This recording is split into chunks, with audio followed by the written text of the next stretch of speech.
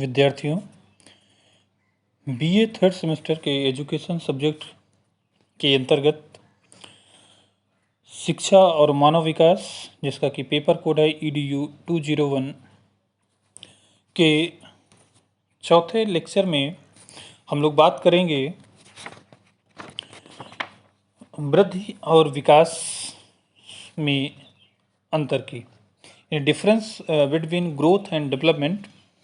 इसके पहले लेक्चर में हम लोगों ने बात की थी कि विकास के सिद्धांत क्या हैं। सिद्धांतों के बाद हम लोग आज बात करने वाले हैं कि वृद्धि और विकास में क्या अंतर है। तो वृद्धि को हम लोगों ने अलग से समझ लिया था, विकास को भी हम लोगों ने अलग से समझ लिया था कि वृद्धि क्या है, उसके विशेषताएं क्या हैं, और विकास क्या है, उसकी विशेषताएं क्या हैं। उन्हीं के आधार पर हम इन दोनों ही संप्रदायों में, ये दोनों ही कॉन्सेप्ट में एक जो भी अंतर आएंगे उनकी चर्चा हम लोग यहाँ पे करने वाले हैं। तो पॉइंट वाइज देखते हैं कि जैसा कि हम लोगों ने बात किया था कि वृद्धि एक निश्चित समय तक होती है और उसके बाद विकास क्या है, जीवन पर्यंत होता है। तो वृद्धि का वो निश्चित जो समय है वो सामान्यतः 20 वर्ष तक का है। लगभग 20 वर्ष में बच्चा मेच्योर हो चुका होता है और उस समय वृद्धि रुक जाती है जाके। लेकिन विकास, जैसा कि हम लोगों ने पढ़ा था कि विकास जीवन पर्यंत चलता है, यानी कि गर्भावस्था से लेकर मृत्यु तक विकास का जो टाइम पीरियड है वो होता है।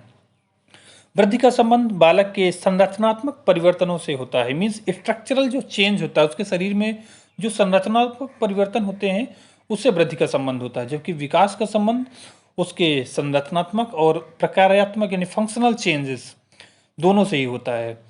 तो वृद्धि में स्ट्रक्चरल चेंज और जो डेवलपमेंट में है वो फंक्शनल चेंज है, यानी बच्चा कार्य भी कर पा रहा है कि नहीं कर पा रहा है, उसकी कार्य क्षमता में वृद्धि हो रही कि नहीं हो रही है। अगर ऐसा हो रहा तो हम कहेंगे उसमें विकास हो रहा है। नेक्स्ट, वृद्धि का संबंध बालक के सिर्फ शारीरिक पक्ष से होता है, यानी कि वृद्धि, हम लोगों ने पढ़ा था कि वृद्धि क्या एक पक्षीय विकास है बालक का। तो वृद्धि का संबंध बालक के सिर्फ और सिर्फ शारीरिक पक्ष से होता है, जबकि विकास का संबंध बालक के सभी पक्षों, चाहे वो शारीरिक हो, मानसिक हो, सामाजिक हो, संवेगिक हो, नैतिक, यानी कोई भी पक्ष हो, तो विकास का संबंध बालक के सभी पक्षों से होता है।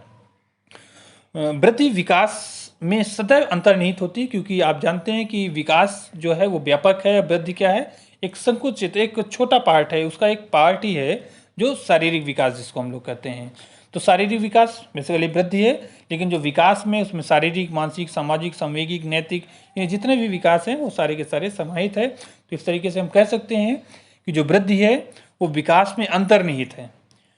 नेक्स्ट में हम लोग बात करते हैं कि वृद्धि का जो स्वरूप होता है वो मात्रात्मक होता है, यानी कि जो भी आपको ग्रोथ दिखाई देता है वो क्वांटिटिव चेंज के रूप फॉर्म में आप दिखाई देता है, आप उसको एक नंबर, एग्जैक्ट नंबर दे सकते हो।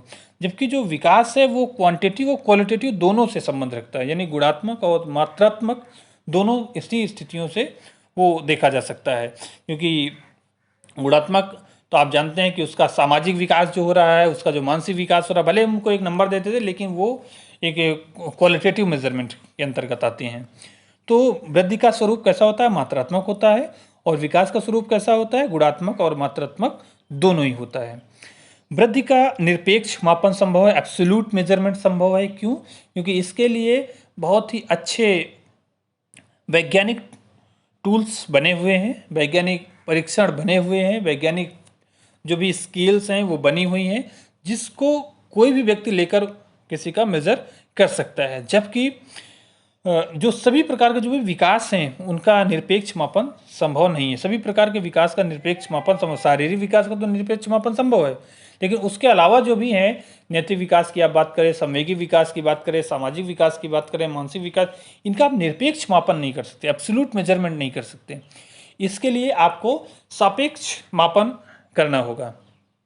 तो निरपेक्ष मापन क्या होता है, जैसे आपकी लंबाई है उसको मापना है, तो आप लंबाई को माप देंगे कि 5 फीट है, 3 फीट है, 8 फीट है, जो भी है, उसका भार है, उसको आप अच्छे से उसका मेजरमेंट आप कर सकते हैं। लेकिन बच्चे के अंदर बुद्धि कितनी है, बच्चे का सामाजिक विकास कितना हुआ है, इसको आप किसी पटरी से, किसी ऐसे स्केल से मेजर नहीं कर सकते। आप एग्जैक्ट उसके बारे में बता सकते हैं, आप एक अनुमान लगा सकते हैं। आप कोई कार्य देकर उस कार्यों को अगर बच्चा वो कर पाता है तो उसके आधार पर आप ये निर्धारित कर सकते हैं कि बच्चे के सामाजिक विचार इस स्तर तक हुआ है। लेकिन किसी दूसरे बच्चे से आप एग्जैक्ट कंपैरिजन उसका नहीं कर सकते कि इसका विकास इससे 2 गुना हो गया है, इसका विकास इसका 3 गुना हो गया है।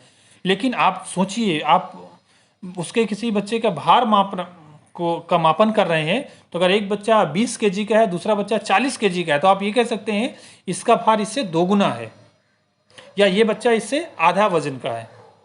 आप वो कर सकते हैं, लेकिन आप कतई ये नहीं कह सकते हैं कि इस बच्चे का सामाजिक विकास इस बच्चे से 2 गुना हो गया है। आप सापेक्षिक स्थिति में ये तो बता सकते हैं कि हाँ, इस बच्चे का सामाजिक विकास की तुलना में ज़्यादा हुआ है, लेकिन एग्जैक्ट कितना ज़्यादा हुआ है आप ये कभी भी नहीं बता सकते।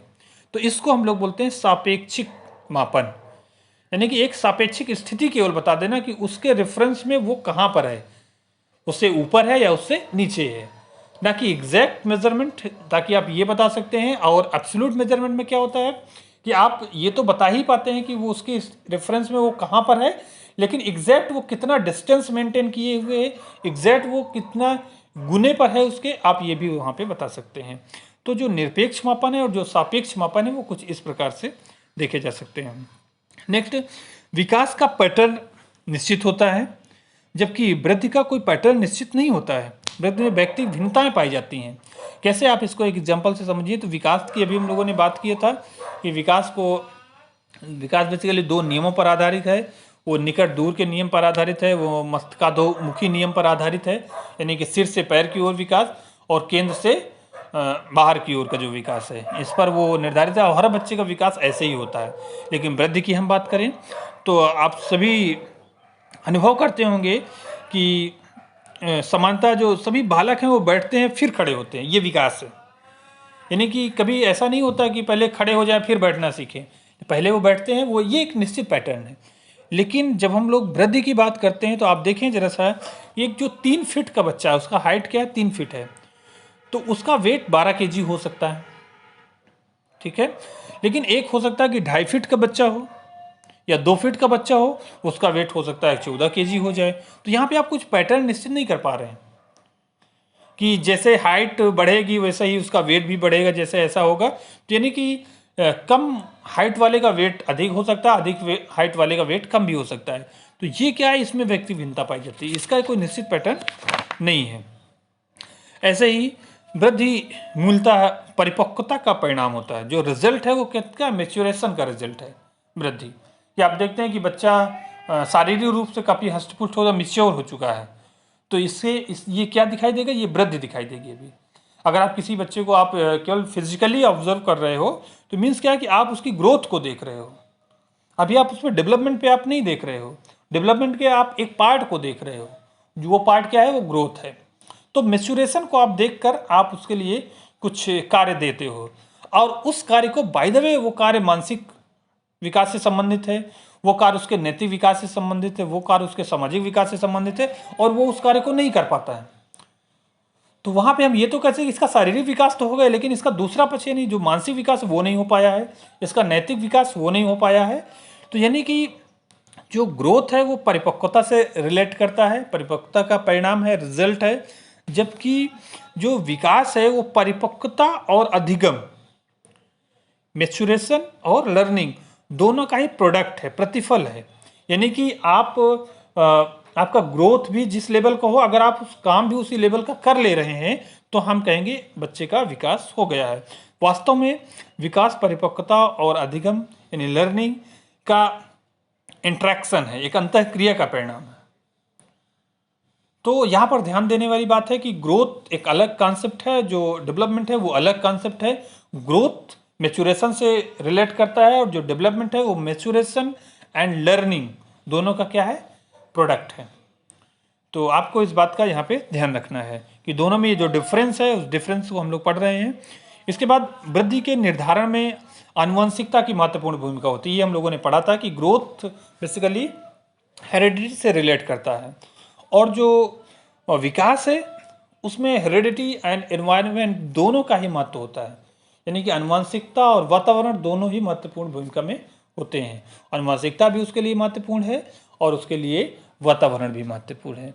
तो इस प्रकार से हम लोगों ने देखा कि बच्चे का जो भी वृद्धि है और जो विकास है उनमें जो डिफरेंसेस हैं वो कौन कौन से हैं और कैसे कैसे डिफरेंस हम लोगों ने अ, देखे, और इनको आप लोग अच्छे से इस तरीके से समझ सकते हैं।